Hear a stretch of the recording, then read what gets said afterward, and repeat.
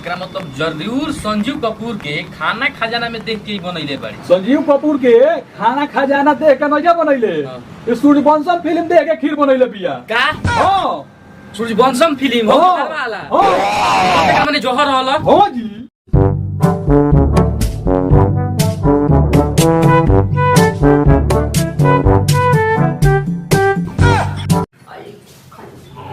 निमन से खान पीन भर के हमरा गर्मी होता पंखा के आकी ओहो आके पंखा का मुंह में खाई नारायण बाप रे तो मोर के ठंडा पिया होती है। चला के हाव कारण दिलो से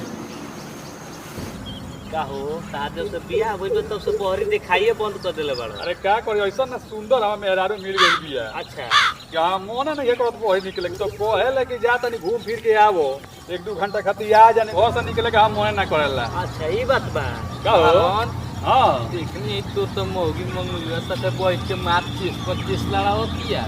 बाक ऐसे तो होइए नहीं के सकत यार, हम मानिए नहीं के सकत अपना मेहरारू के बारे में। किसे देखनी हो एकदम कोको कोला एकदम गिलास में ढार के 25 हां तू आंखी से देखलो तब हमरा विश्वास नहीं कि हम मानबे ना करे कि हमार मेहरारू ऐसे कर सकतिया।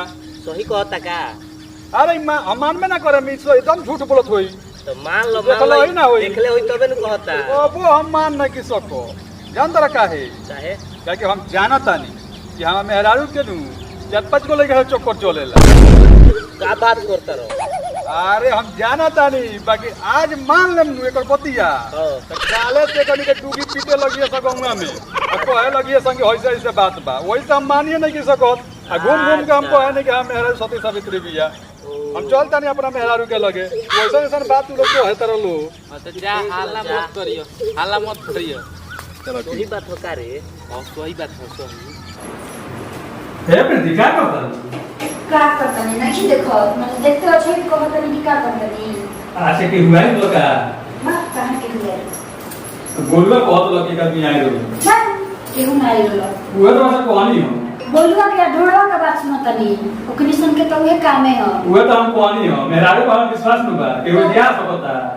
हां कहानी होगा से ये ऐसे होइए नहीं के सको दिन रात तो कनी के वही फेर बना सो उनका घर के शिकायत। अरे घर घर दुकान के देखत रहल सर इतना बढ़िया कैरेक्टर के मेहरारू तू बारू आता हम सब करे करेक्टर अब हमरा करे के मेहरारू मिली दिया बार को जन। अरे बहुत भगवान का फूलर नहीं बजत मेहरारू के टाइम पर। अरे सोनपुर ला फूफा नहीं खो मने चिन्ह तारू कौन फूफा? अरे वो रिश्तेदारी में का फूफा लागे लन सोनपुर ला उहे तो हमनी के बियाह लगल हम अबुआ। अच्छा वो हमें आवत है हां तो तनी नाश्ता उस्ता बना दो आ हम तोरे खरीदारी को तनी बहुत खुशी लगाओ ठीक बजाई जाए बनाओ ना ठीक बजाई। फूफा जी वा आही वाला बा अगुआ नु हो जावा। प्रणाम फूफा जी। खुश रही बैठी बैठी बैठी बैठी हमरो बैठी कोना भाग से रौड़ा ओइनी हमरा लोगी। अब बताई बियाह के बाद 3-4 साल बियाह भइल आज ले ओइनी ना रौड़ा। अरे जान तनी हित है न तई रोज रोज जाएला चीज ना समय मिल गइल त आदमी आ जाला। अरे महाराज बराबर आवत जत रही महाराज इतना बढ़िया लड़की से रौड़ा बियाह करनी इतना खुश बनी हो। हां बहुत बढ़िया ओकरा खानी सुंदर लड़की नु हमारा जवार में तो नोईखी आ इतना व्यवहारिक हियो हमार मेहरारू इतना व्यवहारिक हियो और रौड़ा इतना बढ़िया वही कोई हमर बियाह करनी रौड़ा इतना व्यवहारिक हियो कि हमरा के छोड़ के सब लोग से प्यार कर ना ना ना अरे हमरे से प्यार करेली और केहू से तो तोनी को मतलब ना रखेली। हम उल्टा तनी मुंह से निकल गइलो ओसे कोनो बात नहीं के हम यही से तो चुन के बियाह करैनी जैसे कि आपन बड़ा तू। हां हां हां आपन के कबो खानी में ना गिरावे के चाहिए। ना ना ना ना बढ़िया से बियाह करनी बढ़िया अड़ोसी पड़ोसी से इतना बढ़िया व्यवहार बा तू हमर पटीदार हुआ भतार ना हो ना तो तार लोल कूच देती धके कि बात बात में नु उ मारे ना पड़ेले बहुत राय से बतियावेले केहू से अड़ोसी पड़ोसी से इतना बढ़िया व्यवहार रखले बिया हम का कोही रौरा से घरो वही में रहत लसिया। हां वही गतिया। अरे बहुत व्यवहारिक लड़की मिल गइल हमरा। हम तो मेहरारू से बहुत खुश बानी महाराज। वही से सोचनी है कि रौरा होती नु तो रौर खरीदारी करे खातिर हम कितना दिन से इंतजार करते रहनी हो, बाकी आवते ना रहनी हो रौरा। मेहरारू का खाना बनावे उतना ना आवत रहलो, बाकी ये जी वही हनु तो यूट्यूब पर देख देख के सब कुछ बनावे के सीख गइल बारी। रोकी ना 1 मिनट, हम लेके आवतानी रौरा खातिर खीर बनइले बारी, लेके आवते बानी। लेके आव बहुत खुश बा जमाना। हमार बियाह करावत चर्चा में रहेला हो हरदम। केहू के तो आज तक खराब लड़की बतइबे ना कइल। बताओ जवन कितना खुश बा। भगवान ऐसे ही खुश राखस ओकरा के। ले ले फुफा जी खीर खाई, खीर खाई बढ़ा के तो टेस्ट बताई तो कैसन बा। खाई खीर, हाँ खाई खाई कैसा लगता बा। बढ़िया खीर बनइले बड़ी जी।